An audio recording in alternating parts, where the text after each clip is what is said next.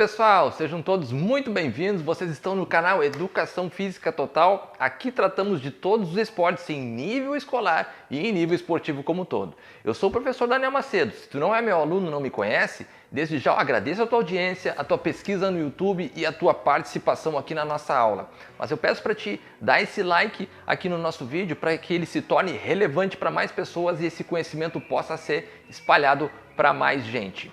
Também peço para te inscrever no canal e ativar as notificações, que é o sininho que está aí do lado. Toda vez que a gente produzir um material de educação física aqui no nosso canal, ele vai chegar para ti e tu vai poder absorver mais conhecimentos e trocar experiências aqui com a gente no nosso canal.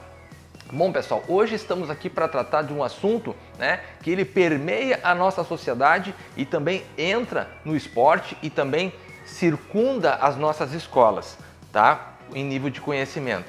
E nós precisamos sempre estar conscientes de que o esporte como um todo, ele está muito atrelado e muito ligado à nossa sociedade, ou seja, os valores da sociedade, eles estão ligados ao esporte, seja em nível escolar e também se transpondo para o esporte de rendimento, tá? Então hoje nós iremos tratar aqui da participação dos negros no esporte, tanto no Brasil quanto fora do nosso país. No início do século XX, Charles Miller trouxe o futebol para o Brasil e começou a espalhar esse esporte por todo o território nacional, quando ele trouxe aquele material esportivo, aqueles 2 jogos de fardamento, mais 2 bolas de couro, e começou a tentar espalhar essa prática através principalmente dos trabalhadores ferroviários, Então eram muito comuns os times ferroviários através dos trabalhadores dos trilhos, enfim, toda aquela massa de trabalhadores que vivia em função do sistema ferroviário brasileiro. Então foram muito comuns os times ferroviários. Em alguns locais, em Araraquara, em São Paulo, por exemplo, ainda existe o time da Ferroviária de Araraquara, existe de uma maneira um pouco mais romântica, nada mais ligado com a ferrovia do Brasil.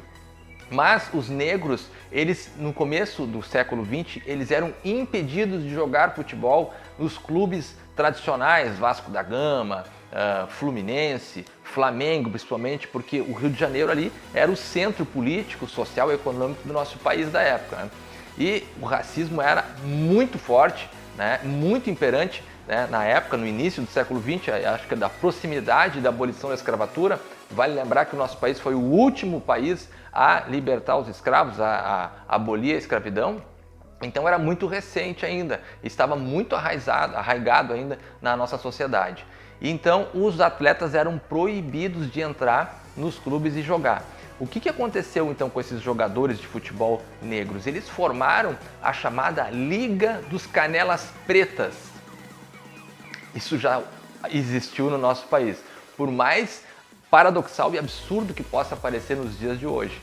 Esses jogadores reuniam-se, fizeram uma liga, cada lugar tinha o seu conjunto de times e eles realizavam seus campeonatos, só eles, paralelamente aos campeonatos carioca, paulista, gaúcho, disputado apenas por atletas brancos, Então nós temos aí uma primeira forma de segregação no nosso esporte, muito destacada mesmo, que aconteceu com a famosa Liga dos Canelas Pretas. O que ocorreu depois, gente? Esses jogadores da Liga dos Canelas Pretas começaram a se destacar em grande parte, e os clubes de elite começaram a crescer o olho nesses jogadores, vamos trazer eles para nossas equipes. E aí começaram todo um trabalho de convencimento dos sócios, porque na época os clubes, a maioria deles era ligado a regatas, o Clube de Regatas Flamengo, o Clube de Regatas Vasco da Gama e outros também, mas eram muito ligados aos esportes aquáticos, ainda muito elitizados. Então os sócios eram muito conservadores. E aí foi todo um trabalho de convencimento desses sócios para permitir que os atletas negros viessem a compor os times dos clubes. Agora, vamos dar um salto então para fora do nosso país, mas mantendo ali os anos 30 ainda. Vamos falar lá nos anos 30, nas Olimpíadas de Berlim, em 1936, quando o nazismo estava no auge e Hitler queria propagar o seu sistema de governo e também a sua famosa raça ariana como superior, não só da Europa, mas futuramente superior do mundo inteiro. Nós temos um atleta chamado Jesse Owens, né? Aí nós temos o primeiro paradigma também, que os negros são usados como instrumento de massa política, né? Seja de qualquer tendência governamental ou, né, qualquer lado, direito ou esquerdo ou de centro, né? Mas o fato é que Jesse Owens, ele contrariou todas as expectativas e nesses Jogos de Berlim ele acabou ganhando 4 medalhas de ouro, nos 100 metros rasos, nos 200 metros rasos, no revezamento 4 por 100 e no salto em distância. Então nós podemos dizer assim que o Jesse Owens é um símbolo de luta contra o nazismo e um símbolo de luta contra o racismo? Jesse Owens, ao retornar para os Estados Unidos para recepcioná-lo, não havia ninguém do governo, somente os seus familiares e seus amigos mais próximos. Não recebeu oportunidades nenhuma, né? Nenhuma oportunidade de trabalho e acabou morrendo em 1980, completamente esquecido e entregue ao alcoolismo. E vale ressaltar que para sobreviver, ele começou a apostar corrida com cavalos. Então ele ia até o local, até o turf, né? E apostava a corrida com cavalos em troca de alguns trocados. Então esse é mais um capítulo triste da participação dos negros que foram daí usados como instrumento político de combate ao nazismo, mas que não tiveram os estímulos, a dificuldade dos negros de praticar o esporte ou de se inserir dentro do esporte de rendimento. Nós não podemos esquecer o seguinte: as negras, as mulheres negras sofrem duplamente. Primeiro, pela condição negra e segundo, pela condição de serem mulheres também. Então nós vamos agora voltar para o nosso país e ir para o ano de 1964 nas Olimpíadas de Tóquio. Nós temos a nossa heroína, claro que não é exaltada, mas é uma pessoa que para nós que trabalhamos com esporte é um mito, é uma pessoa que transpôs, é uma pessoa que quebrou paradigmas, que rompeu barreiras. Eu estou falando de Aida dos Santos, exatamente, não é Aida, é Aida dos Santos. Essa menina, né, na época menina, né, moradora de uma comunidade do Arroz em Niterói, no Rio de Janeiro, ela foi a única mulher da delegação brasileira dos Jogos Olímpicos de Tóquio em 1964. E por sofrer tudo isso que eu já falei para vocês, ela foi abandonada quando chegou lá. A delegação largou ela no local, não deixou um tradutor, sem equipamentos, sem uniformes e sem nenhuma estrutura para ela poder atuar e para ela poder treinar lá em Tóquio para poder fazer frente às demais atletas, né? O que aconteceu com a Aida, a nossa grande heroína Aida? Ela teve uma crise nervosa. Você imagina ser largada num local no Japão, né? Sem falar um idioma que não fosse o português, né? Nunca tendo saído da sua comunidade, né, de Niterói, e daqui a pouco ela está do outro lado do mundo, né? Fora toda a logística que a família teve que fazer na época. A mãe dela costurou as roupas dela porque ela não tinha as roupas da delegação, não foram dadas para ela também. Mas ela teve essa crise nervosa. Ela foi acolhida pelas japonesas e por outras atletas lá de outras nacionalidades que emprestaram, né, o material para ela poder participar. Ela fazia salto em altura, né? Salto em altura é essa modalidade aqui. Você vem correndo, salta por cima desse sarrafo e cai num colchão, enfim, de costas ali numa parte, né, para poder finalizar o seu movimento, né? A Aida conseguiu pegar esses equipamentos, né, se centrou, respirou fundo, né, e partiu para poder fazer a sua participação. Olha, e por alguns centímetros ela não entra no pódio, ela ficou em 4º lugar. Esse recorde só foi quebrado em 2008 com o ouro de uma outra atleta nossa, a Mauro Imege, certo? Então de 64 a 2008 esse recorde nunca foi quebrado. Então nós podemos dizer seguramente que o esporte feminino, a participação das negras femininas tem um marco, que é a Aida dos Santos em 1900. Mais um pouco do nosso país, vamos avançar para os próximos Jogos Olímpicos em 1968 no México, a final dos 200 metros rasos. Corrida rasa é aquela que não tem barreira, lembra do outro vídeo? Né? Então nós temos dois competidores que se destacaram na história dos 200 metros rasos. O primeiro deles foi o medalha de ouro Tommie Smith, foi a primeira vez que se fez os 200 metros abaixo dos 20 segundos.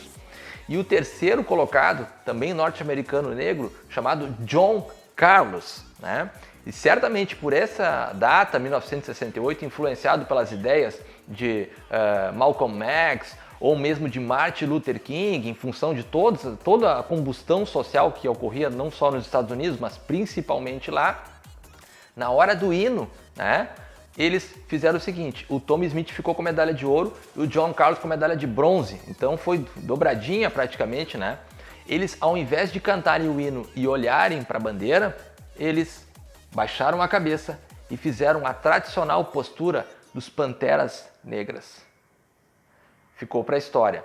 Qual é a parte triste desse momento? É que a partir dos próximos jogos, em 72 em Munique, ficou proibida qualquer manifestação de cunho político ou social que fosse considerado pelo Comitê Olímpico, sob pena de se perder a medalha e de se ser punido com a exclusão dos jogos, né, por parte do atleta. Será que só o fato de haver negros praticando um esporte significa que não há racismo dentro do esporte? Que, como eu disse, o esporte está ligado intimamente com a nossa sociedade? Claro que não. O simples fato de haver negros participando de uma modalidade, seja considerada de elite ou não, pode transformar a discussão sobre o racismo muito rasa. Então nós precisamos avançar e pensar, por exemplo, o que acontece com jogadores seguidamente sendo ofendidos pelas suas torcidas ou pelas torcidas adversárias, fazendo cânticos de cunho racial, né? Vira e mexe jogando uma banana no jogador. Claro que daí ele comeu a banana e acabou se transformando aquilo ali num grande movimento positivo, né? Mas então fica sempre o registro. O simples fato de proporcionar que o negro e a negra cheguem dentro do esporte não quer dizer que a discussão sobre o racismo estrutural, o racismo, né, como um todo tenha terminado. É preciso que nós avancemos nessa discussão no esporte, né? O acesso ao esporte ele precisa ser sim universalizado para que nós tenhamos até a nossa coerência histórica aqui no Brasil, que a maioria da população é considerada negra, né? Mas a minoria ainda pratica a maioria das modalidades, com exceção daquelas que nós já tratamos, que tem o futebol, sempre o basquete nos Estados Unidos, ou um outro esporte que são de destaque, que visam a melhora da condição de vida. Mas em muitos esportes tidos como amadores e tidos como de elite, vai de exemplo tênis, a própria natação, é muito difícil nós vemos ainda o destaque dos negros. Existia sempre muita discriminação até com relação à questão física, né? Se dizia que os negros, o peso ósseo acabava influenciando em algumas modalidades como natação, né? Como o automobilismo, e nós temos Lewis Hamilton como um grande corredor de Fórmula 1. Será que é só ele que consegue correr? Não existem outros que têm também capacidade de chegar numa Fórmula 1, né? Aliás, nós precisamos ter uma Fórmula 1 feminina, né? Não temos, né? Não temos com esse destaque, pelo menos, né? Com esse investimento, né?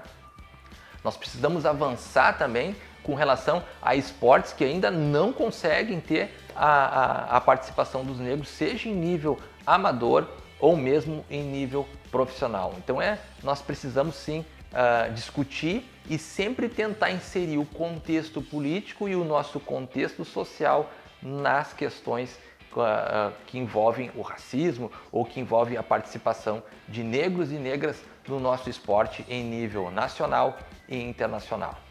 Tá bom, pessoal?